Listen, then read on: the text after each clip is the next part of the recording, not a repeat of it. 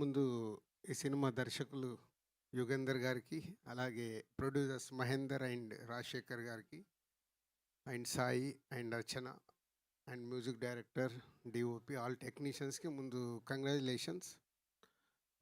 క్రిస్మస్కు 5 సినిమాలు రిలీజ్ అయితే 5 సినిమాల్లో సక్సెస్గా నిలబడడం అంత ఈజీ కాదు. సో అలా సక్సెస్గా నిలబడినందుకు ముందు ఓల్డ్ టీమ్కి, నేను last 1 week actual out of town పోతే అన్ని సినిమాలు ఫాలో చేస్తూ ఉన్నాను, ఏది ఎలా ఉంది అని. దాంట్లో శంబాలకు 100% మార్క్స్ పడడం, మంచి అప్రిషియేషన్ రావడం, అలాగే సక్సెస్ఫుల్గా నిలబడడం హ్యాపీ థింగ్. ఎందుకంటే ఆదికి 25th ఫిలిం అంట. సో 25th ఫిలిం సక్సెస్ రావడం అనేది is a good thing.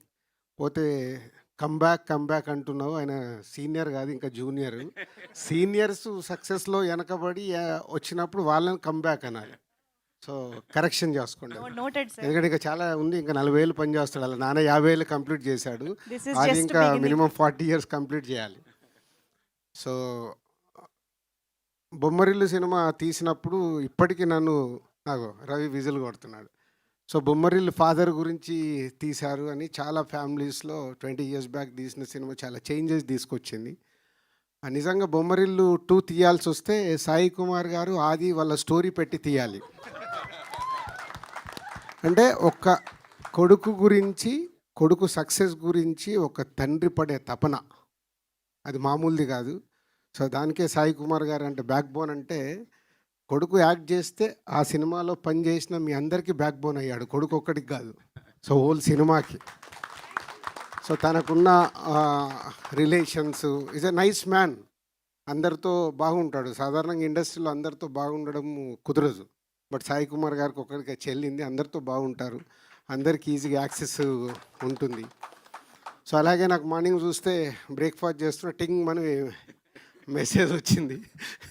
So అన్ని నేను ప్రోమో, ఇది లాంగ్ బ్యాక్, దీని ప్రోమో ఫస్ట్ రిలీజ్ అయినప్పుడు సాయి కుమార్ గారు పంపించినప్పుడు చూసినప్పుడే చెప్పా all the best, is looking good అని. సో అలాగే సినిమా కూడా బాగా అయ్యి సక్సెస్ అయినందుకు మీ అందరికీ thank you. So not easy, ఈ రోజుల్లో ఒక సినిమాని ప్రేక్షకులని సాటిస్ఫై చేయడం అంత ఈజీ పని కాదు. దాంట్లో సక్సెస్ అవ్వడం అంటే is a great thing. So మీరు తీసిన కాంటెంట్ అది ఆదికి కానీ మీ టెక్నీషియన్స్, ఆర్టిస్టులు అందరికీ ఉపయోగపడే సినిమా. ఎందుకంటే ఇక్కడ షీల్డ్ ఫంక్షన్ అనగానే చూస్తేనే తెలుస్తుంది, మొత్తం ఫోటో దిగుతుంటే అందరూ వచ్చి నిలబడిపోయారు. అంటే ఎంతోమంది ఆర్టిస్ట్ టెక్నీషియన్స్కి ఈ షీల్డ్ అనేది మీ సక్సెస్కు గుర్తు లైఫ్ లాంగ్. నాకు ఇప్పటికీ దిల్ షీల్డ్ నా ఇంట్లో అలాగే పెట్టుకున్నాను. అంటే ఎన్నైనా రావచ్చు, సక్సెస్లు వస్తూ ఉంటాయి, బట్ ఆ మొదటి అందిన సక్సెస్ అది మామూలుది కాదు. అది ఎప్పుడు చూస్తుంటే ఒక సాటిస్ఫాక్షన్. నేను ప్రసాద్ ప్రివ్యూ థియేటర్కి వచ్చినప్పుడల్లా టైం ఉంటే అక్కడ ఉండే నా షీల్డ్స్ అన్నీ చూసుకుంటాను. అంటే ఒకసారి మెమోరీస్, ఆ షీల్డ్స్తో దొరికే మెమోరీస్ అవి లైఫ్లో రేపటిది మర్చిపోతూ ఉంటాము, కానీ షీల్డ్ మన కళ్ళ ముందు ఉంటే ఆ సినిమా ఎప్పుడు మనకు గుర్తుంటుంది. అదే ఈ shield function. So congratulations and all the best.